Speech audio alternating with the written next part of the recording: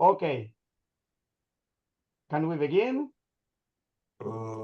Just a sec. Yeah, I'm ready. Ah, we So- we can see and Carson back.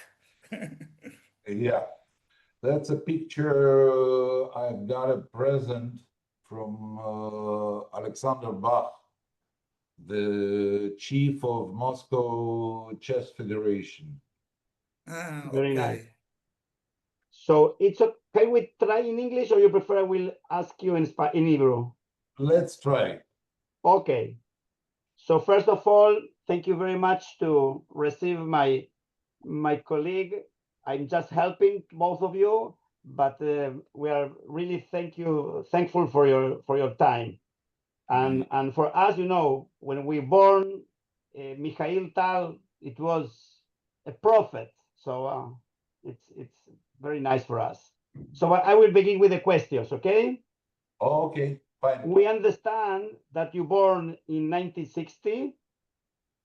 That is the same year where your father became world chess champion.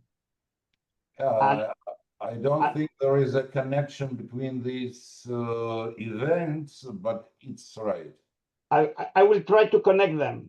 And 1 year later, your parents got married. So we are trying to think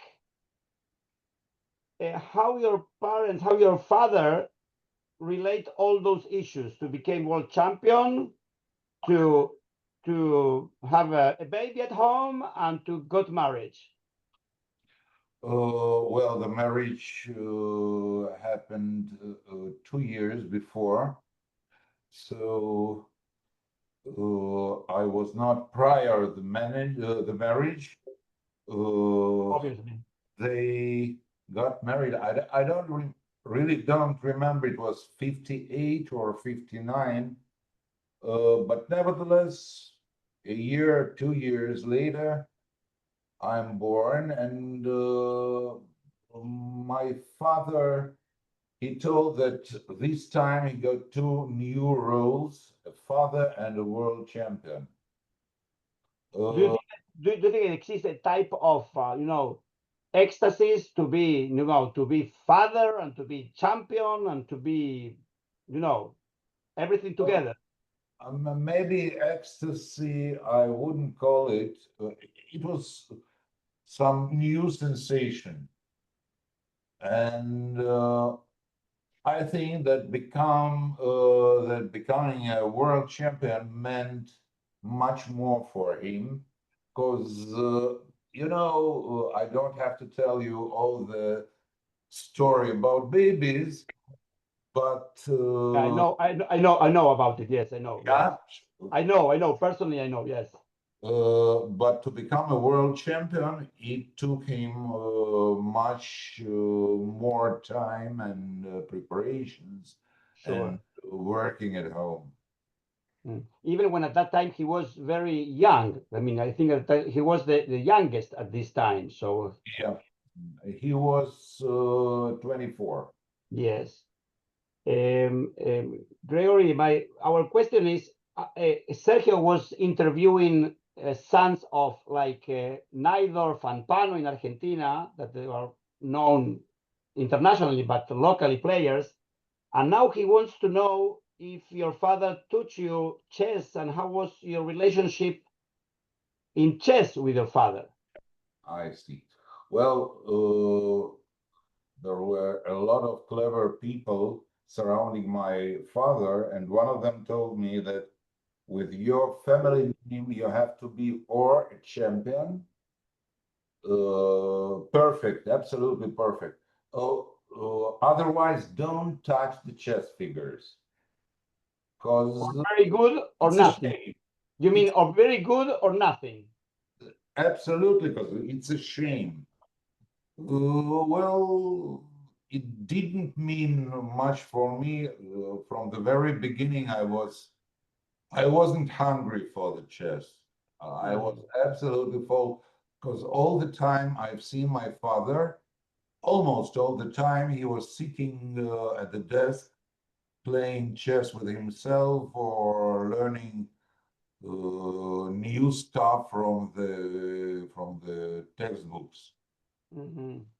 But You think that your father protect you of chess? No, No. well, I don't think his thoughts were even near the thing. He didn't think that I'm the one that is to be taught, is to be learned playing chess, and he had no time for bullshit like this. Ah. Mm. Only for a reason of a time. Uh, Not was a decision. Absolutely, absolutely. Okay. I would like to ask you something. Being a Jewish that became later to live in Israel, like in my case and your case, that is not the case of Sergio, but he allowed me to ask you. Um, we are very proud that you are Jewish from a Jewish family and that you came to Israel.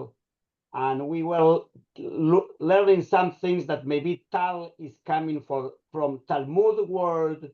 I'm Now, not religious, but no. But now, my question is, how you and your father perception about the Jewish life and Israel like independent country.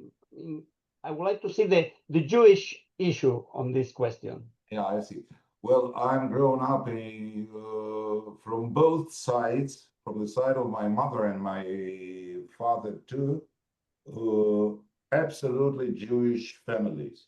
The side of my mother, my grandmother and grandfather, they were Jewish artists, and they organized the first Jewish Yiddish theater in USSR.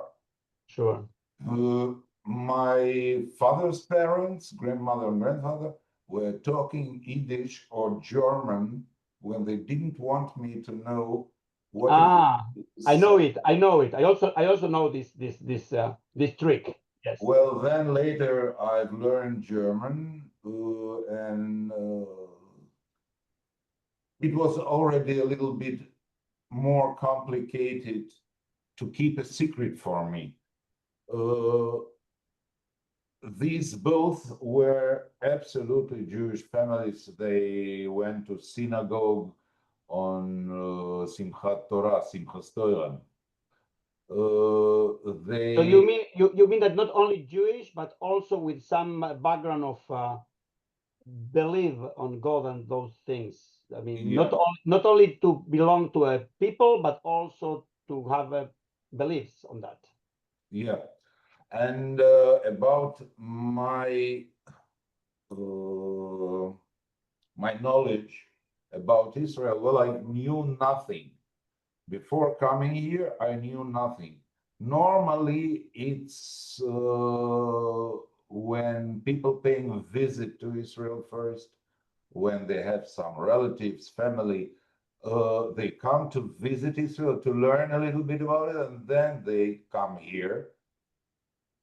Either come here or not, but it's a decision based on knowledge, at least great feelings. In my case, I had no idea what Israel is. The only thing I knew that my father was afraid of this country, He was because afraid to your aliyah. absolutely he was somehow sure that something can happen with him here in Israel. He was really afraid. There were not a lot of things in his life he was afraid of, but Israel, it wasn't the list. They invited him a lot of times, and to have a Jewish chess player like him, well, it's a dream for a country, but in no way he didn't agree to that. Yep. Do you mean Linked with this question, when Mikhail was born, Latvia was an independent nation. Then USSR got for themselves, Latvia and other countries. The national question was an issue. It's similar Jewish issue. There are a complement of this question, or it's not important for the family and for your formation?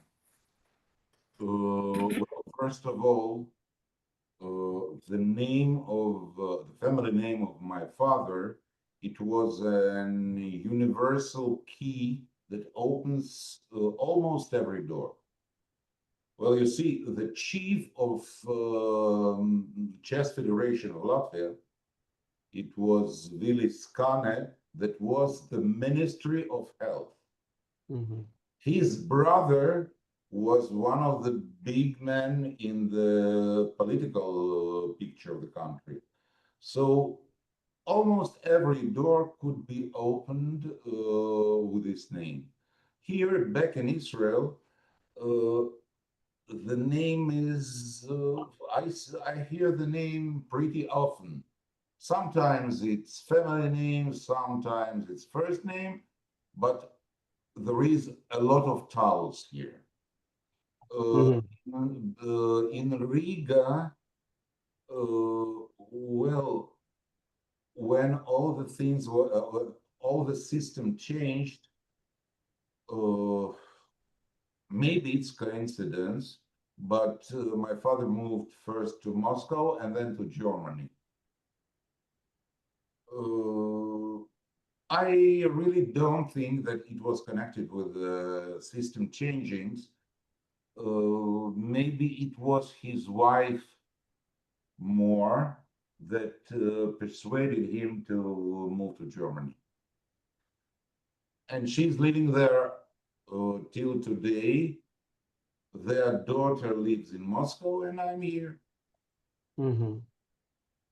Interesting. Your father on the board was very exuberant. Sorry. Was the game, the way of the game of Tal was very aggressive, Creative. very And tactic, very creative. Well, it's only a few chess players in the world was so creative like your father. In the life, the personality was the same or very different? Absolutely the same. First of all, I don't have to explain, I'm sure you know it not worse than me, that chess, great chess players, they, it includes not only knowledge, not only learning, but some feeling, some intuition to play the game. And in his case, I think intuition was much higher because it's impossible to count all the moves, 10 moves, 8 moves together. It's a geometric progression. There is too many opportunities, too many chances. So without a feeling, based on the knowledge and well, without this feeling, you cannot win.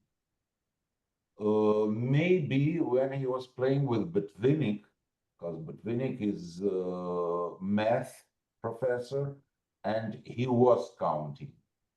But the first play between them proved that just counting is not enough. Their second play that I think my father made a great mistake, one of the biggest mistakes in his life, that he agreed to play 1 year later. According to the law, it had to be 4 years, but he was absolutely sure he can win. he didn't take under consideration his health issues, his all the problems that were connected with his health. And as a result, he met second time with Botvinnik when he was feeling absolutely ill.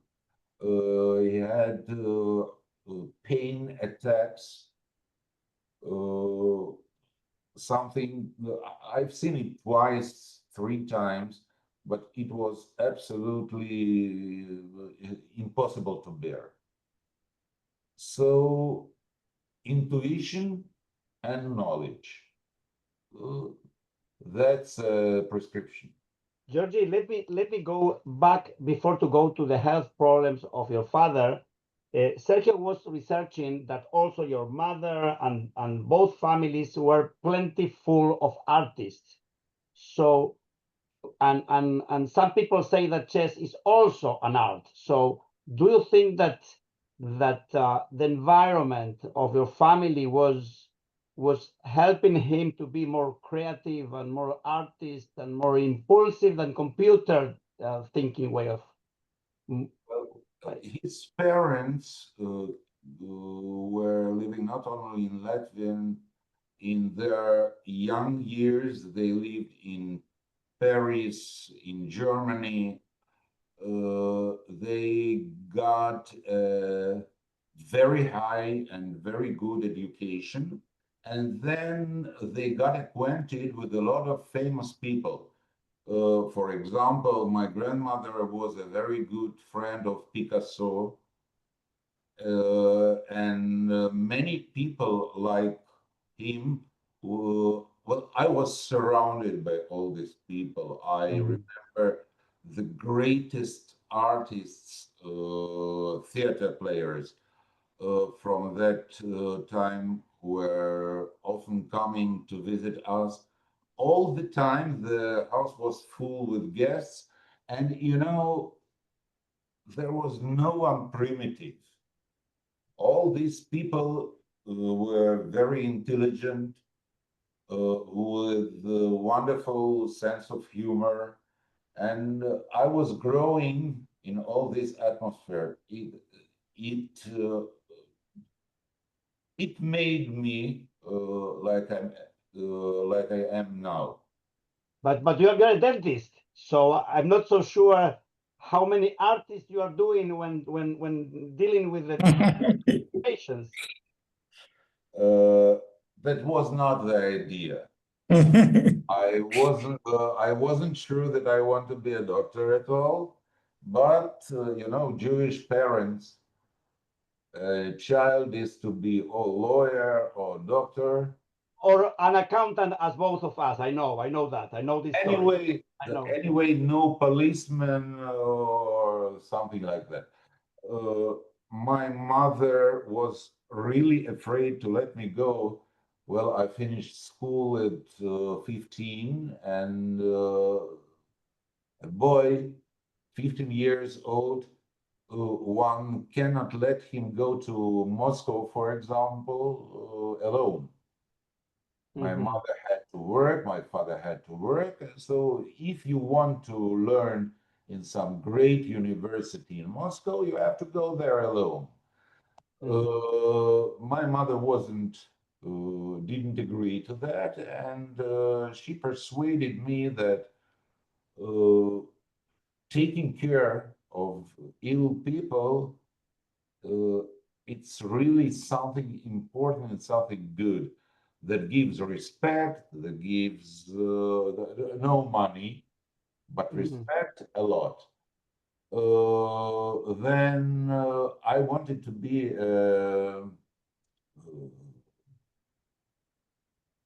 sorry, how is it? I wanted to be a surgeon, Ah. and I learned surgery, but I wanted to be the facial surgeon. So I had to transfer to dentistry because dentists were becoming cosmetic surgery, face surgery, Ah. Okay. trauma, oncology. And later, I've got specialization in surgery, but when I came to Israel, I had to spend some 5, 6 years proving my knowledge in surgery, and I had not such an opportunity because I had 2 children and wife. I had to feed them. I understand. But Well, so you hold two professions. You have medicine and dentist as well. Is correct? no, it was dentistry only, but with specialization in surgery. I understand. And now I'm just a general dentist. Surgery became my hobby. Yes, I understand perfectly because I have a lot of colleagues and people and friends that when doing Aliyah, they are resigning a lot of things for the difficulty to receive the formal license, professional license. So I understand you perfectly. Sergio, go ahead. Uh, for you, the chess may be important for education? Important for, sorry, For education. uh, I really don't think so. No, Okay. no, I don't. No. You introduced it to your sons in chess? My grandchildren that I have already pretty much. My oldest granddaughter, she's learning chess. I'm very proud of it, but I don't think that with her nature, as much as with my nature, there is no future. In chess, no way. She's absolutely not unable to sit several hours and to think about it. Besides, you need a pretty good health to be a good chess player because 5 hours of thinking normally, it's something terrible. And with his health, how did he manage all this stuff? No clue. I don't know. He was absolutely able to visit some friends, stay there till 2 or 3 o'clock in the night. At 6 o'clock, he was already all right. I wasn't able to keep this scheduler, but he finishing this visit at 2 or 3 at night, at 6, 7 o'clock, he was already okay. He could go and play and win. Hmm. Besides his last play against Kasparov, he looked terribly at this time. He was hospitalized, but escaped from the hospital to play with Kasparov, and he won. Yeah. Okay. Although with no power, with no ability to stay several hours. It was a quick chess tournament. So, and he became a world champion again.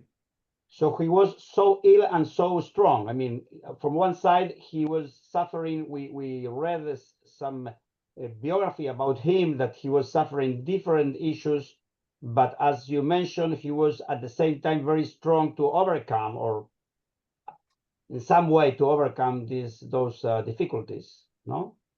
See, chess, it was his life. As long as he breathes, he plays. Mm-hmm. Uh, We also read that, and sometimes you were required by him when he was suffering by health. We read in some place that he asked you personally to be with him to be more comfort to on those times. It's correct. you see, my father never told me that something is wrong, he feels not good. It was just once, a year, half a year before his death.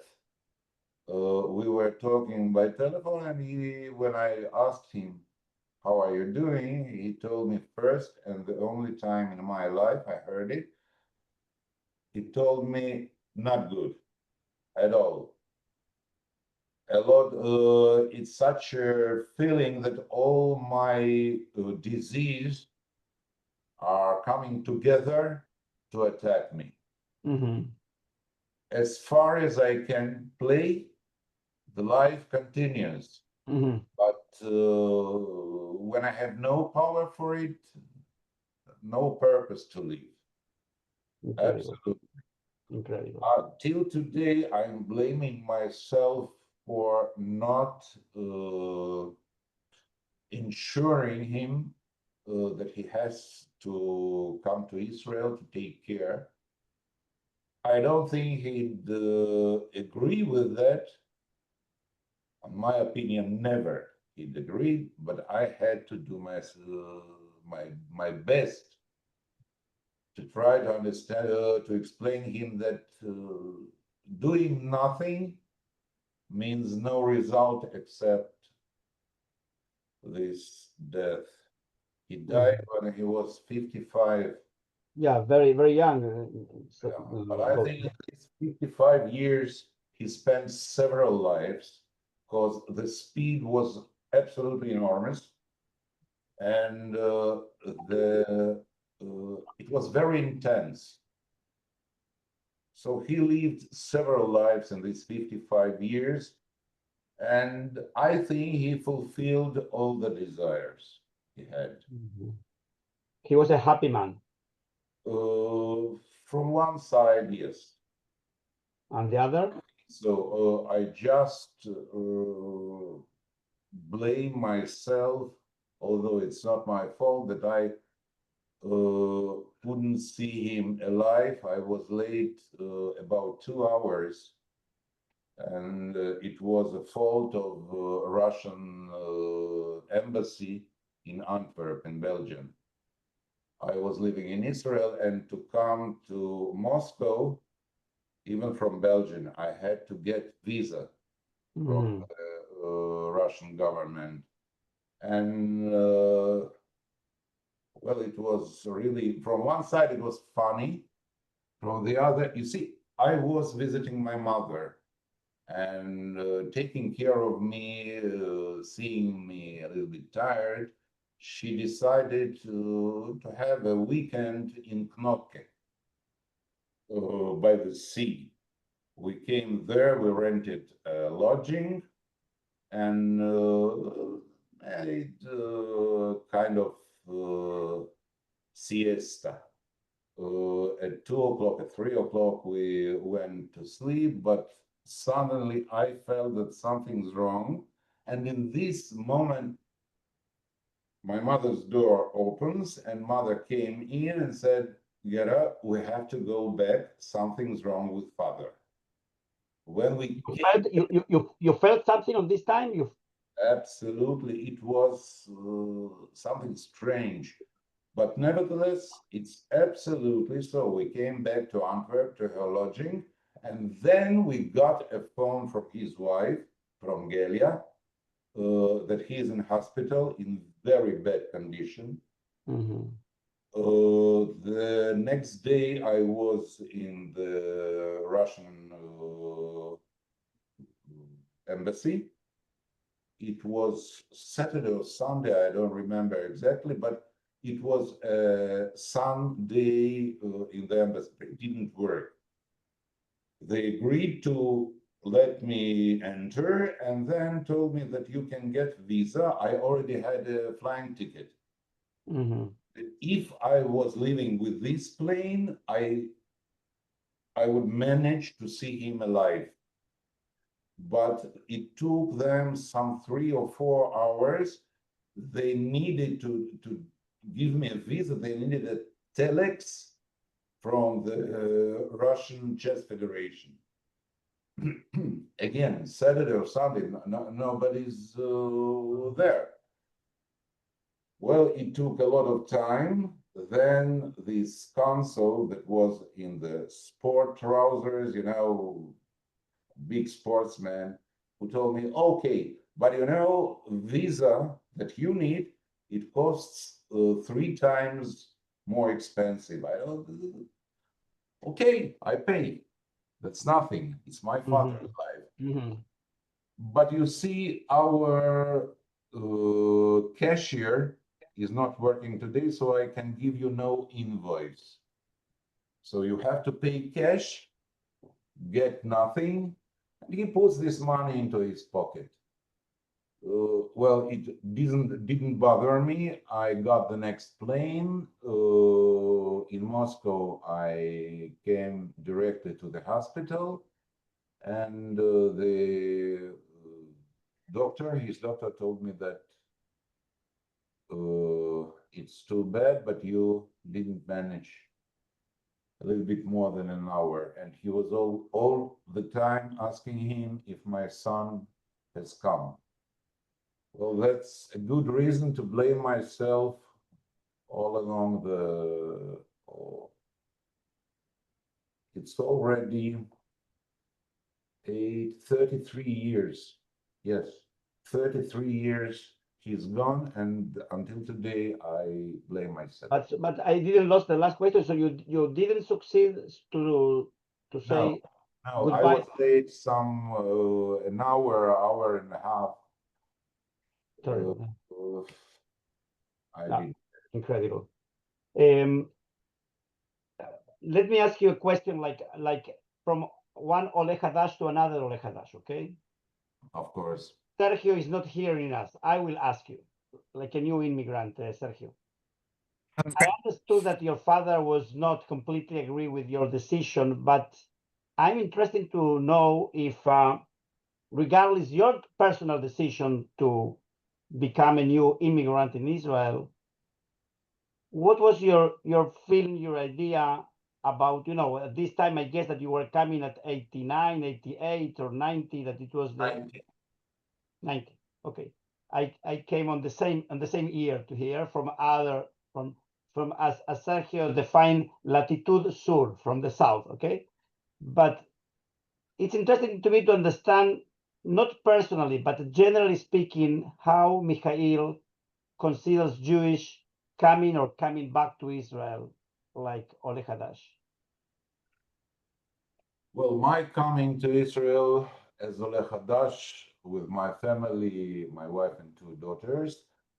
Well, you see, his way to react was pretty strange for a father, but absolutely normal for a normal person.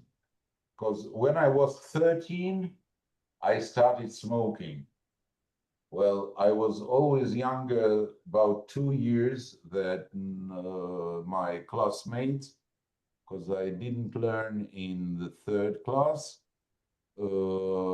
And so I was younger. And in this age, you are 13 or 11, it's a great difference. Sure.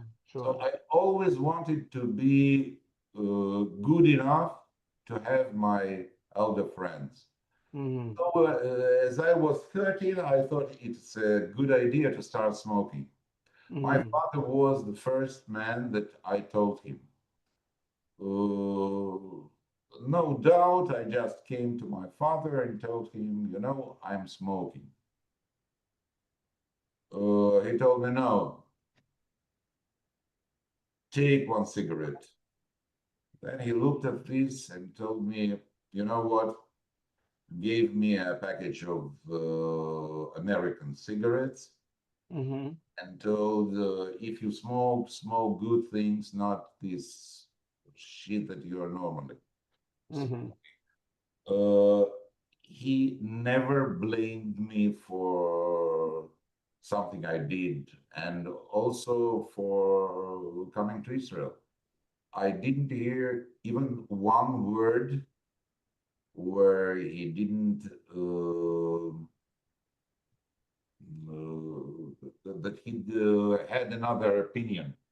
Mm-hmm. Well, if you decided you are big enough and clever enough to decide to make such decisions, and when I asked him then, if it is somehow in the future that you'll come to, he told me, no, in a way, but we can see each other not less than we had to we could in Riga, because also I could see him once in 2-3 months, just when he came back from some championship, and then I was coming to visit him. So we can say that he was not a real Zionist, but he was not censor you to be Zionist coming to Israel. Zionists, no, but as much as I know, he wasn't proud with big P to be a Jew, but he got this feeling that it's not so important what are you by your nationality, but if you are a Jew, stay a Jew. Mm-hmm. I see. Religious, he wasn't at all. I see. You are smoking now. In this cigarette, is your father? Is he with us in this moment? He would smoke too. So we would We do know, it. we know. And not only smoking, he wasn't a man that declines alcohol, some adventures with the friends.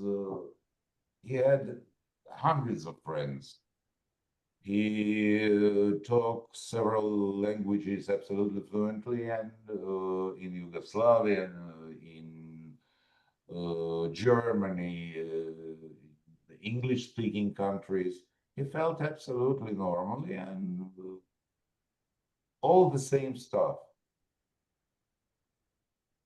I would like to ask you to tell about two different stories, not funny but interesting.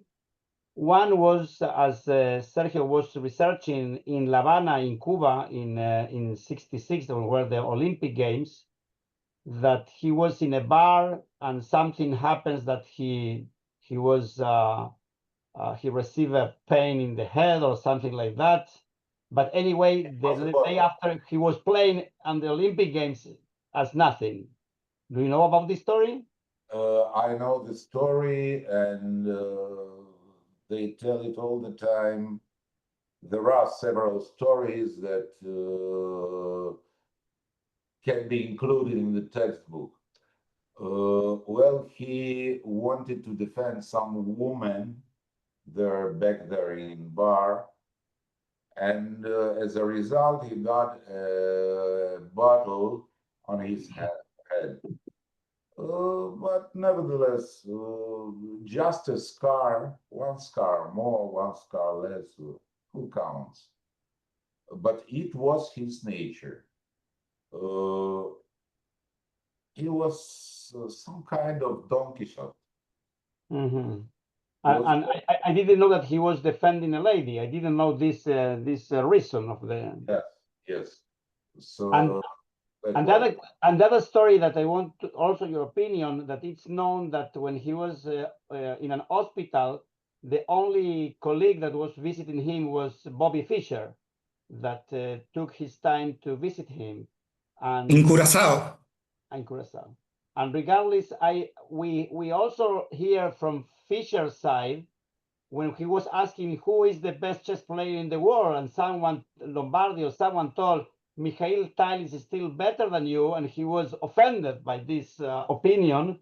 But we understood that regardless this legitimate competition, they were good friends. Can you tell us something about this relationship between both of two geniuses? Well, Bobby is quite special. For example, he was talking about, if I wasn't the greatest chess player in the world, I'd be a best singer in the world. although no talent in that. Besides, Bobby was never afraid to play with no one. My father was the only one that Bobby always got a very bad mood when he had to play with him. He was visiting my father in a hospital in Curacao, but my mother was too there. So he wasn't the only person. I see. Very interesting. Sergio? The life of your father was very in a hurry, no? In a hurry, very fast and very intense, like his own way of playing chess, which is the idea of transcendence. Is there, he's playing another game outside? Sorry, I didn't get it. Again, what was the question? ¿Querés que te pregunte en hebreo, Sergio? Yo te perdí un poquito. Sí, sí, sí. La pregunta es Ok. sobre la trascendentalidad. Sí, sí, sí. Sí, voy para ese lado. Resumímelo, por favor. Resumímelo. Que su vida, su vida fue muy intensa, como fue su juego, ¿no? Y de alguna manera esa partida ya terminó, si él piensa que está jugando otra partida en el más allá. ¿Cuál es el sentido de la trascendencia, digamos, ¿no? Sergio, Como what que él, he's very su vida la jugó muy הוא intensamente. יותר מדי פילוסופי בשבילי, אבל עכשיו אני חושב שאני מבין את השאלה שלו. הוא אומר שלמיכאיל, החיים שלו היו עם הרבה רגשות ועניינים כאלה, וגם הסוג, הדרך שהוא שיחק שחמט גם היה כזה מעורב, לא היה משהו פשוט, היה מאוד חזק ומאוד אמוטיבי ומאוד רגשות. עכשיו הוא שואל ברמה פילוסופית, אם אתה חושב שמיכאיל ממשיך בחיים החדשים שלו, בוא נגיד, או החיים למעלה, גם ממשיך להיות כזה, להיות מישהו עם מסר, כאילו, הוא לא היה איש פשוט, הוא היה איש מבריק, היה איש, יש לו מסר, אז הוא שואל עכשיו אם להמשך החיים שלו, להמשך הצעה השני שלו, גם יש לו איזה מסר, ממשיך לשחק. איזה מסר, כן. וזה מסר שהוא השאיר לי, לבת שלו ולכל בן אדם שהכיר אותו. מה המסר? כן. המסר זה לא לבזבז את הזמן על שטויות, לבחור משהו שזה יהיה כמו מטרה יחידה הכי חשובה בחיים, וללכת לפי הדרך הזאת, ללא להתווכח, ללא לחשוש, אבל האמונות שלי לא נותנות לי לצפות שהוא ממשיך את המשחק. הבנתי, תן לי לתרגם לפני שנשכח, תן לי לתרגם. Me dice lo siguiente, que según sus creencias, él no es una persona creyente, con lo cual, aunque yo creo que traduje mal lo que me dijiste, pero igual él me dice claramente que él no tiene esa fe para creer que tiene trascendencia después de la muerte, pero sí me dijo que le dio un mensaje a él y a su hija, a su nieta, digamos, que es concentrarse en los temas, solamente en un tema importante, en un tema trascendente, tomando tu palabra, y dedicarle la vida a eso, y no a cosas superfluas, a cosas que están de costado. Eso es el mensaje que él aprendió explícitamente de Mijail, y él no puede pensar en lo que dijiste porque no tiene fe de que pueda haber otra vida después de la muerte. Hermoso, hermoso mensaje, Sergio. Por mí estaríamos. Okay, so from our side, we ask a lot of questions and we receive a lot of answers and very interesting stories. Do you or your family also keep personal things from Mijail that a type of treasure for you? I don't know, the World Cup, or I don't know. I'm just asking generally from material, no, it's not a materialist question, it's an object question. If you also keep personal things from Mikhail with you. Well, about 2 months ago, somebody got in contact with me and told me that he has not only a passport of Mikhail Tal, but also his diploma from Mhm. university. Okay. Well, honestly, I didn't believe it, but he sent me pictures, and the documents are absolutely real. So you see, all his personal He has stuff. for money. He has to pay for them. Yeah, sure. Okay. Okay. The price is not so high, but you see, I I thought, well, a lot of his stuff is all over the world. Something about several months after his death, suddenly disappeared all the stuff he got winning the championships. Mm-hmm.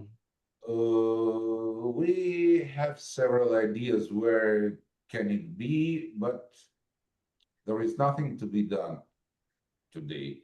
But you have in I Beersheba something with you? Do you have in your vitrine in your living room? absolutely, there were tens of them, crystal things, gold things.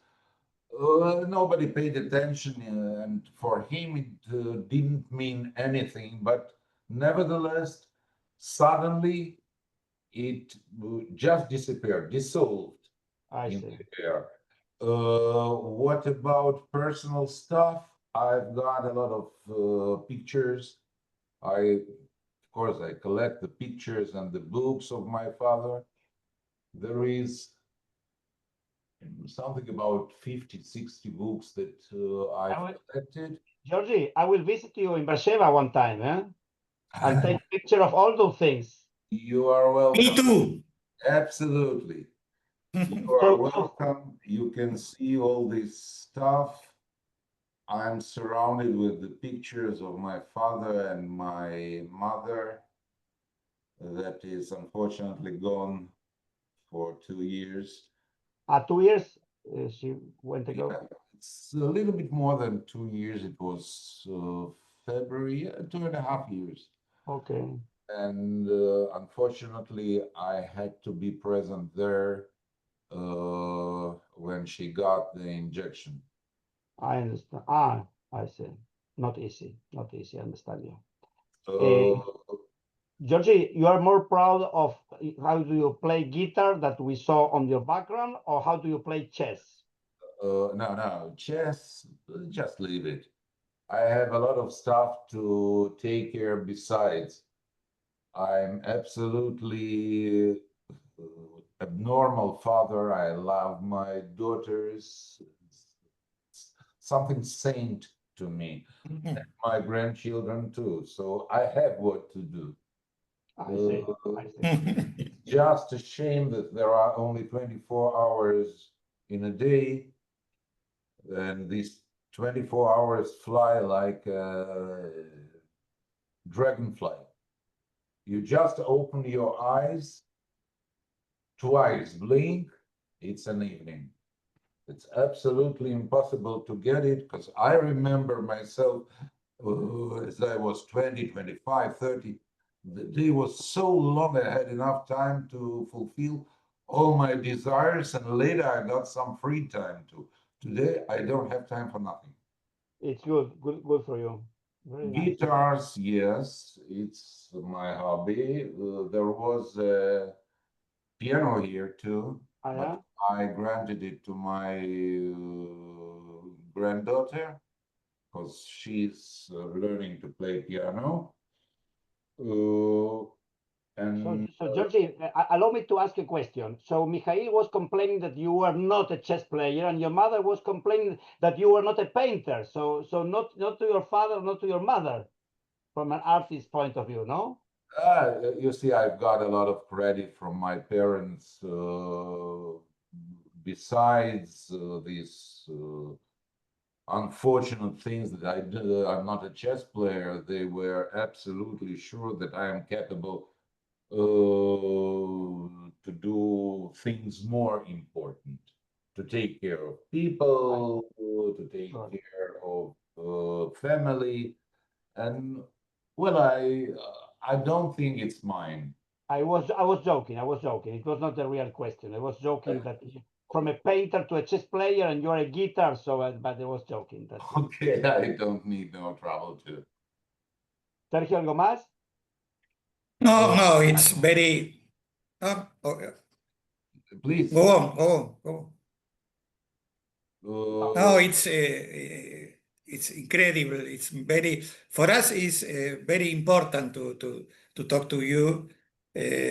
We admire your father, and in you we see your father, and see how a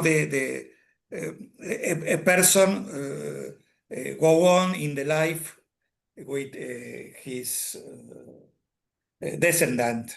Is for us is an admiration, and it's a pleasure to meet you. Thank you so much. It's both sides.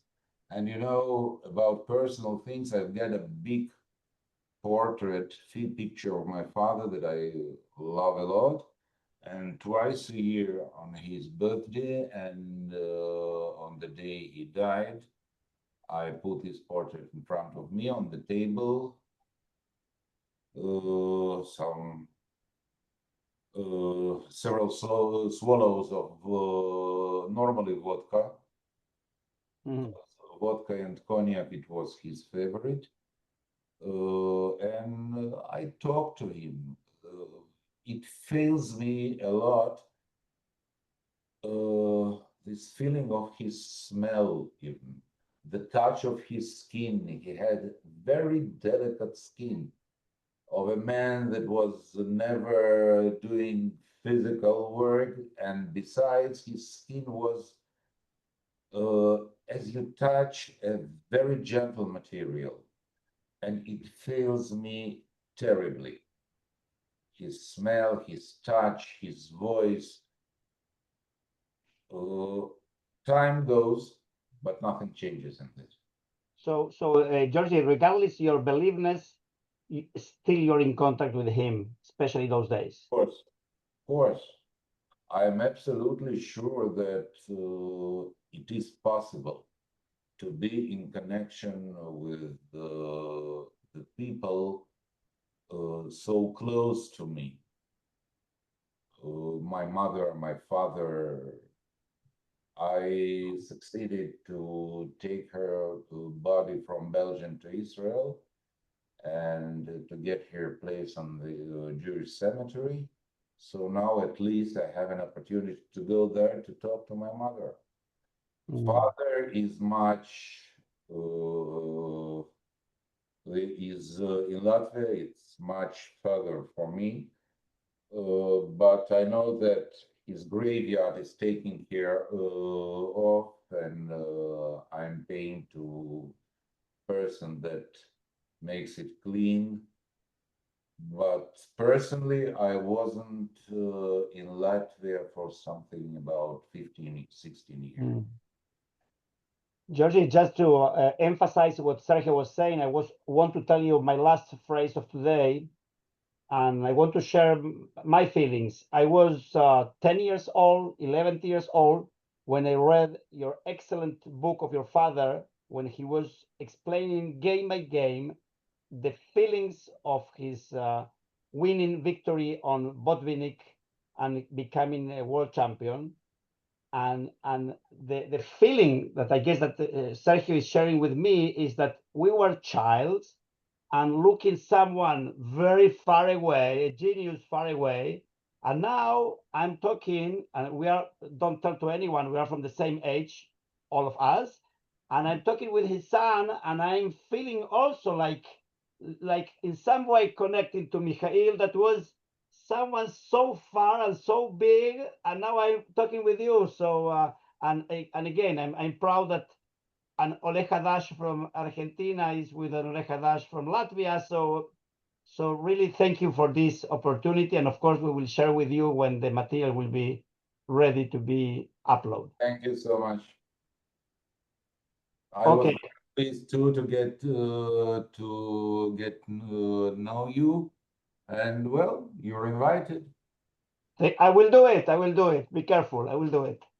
Oh, Amon toda. Shabbat shalom. Shabbat shalom. Thank you so much. Thank you so much. It was Bye. a great pleasure, a great pleasure. I hope so. Bye.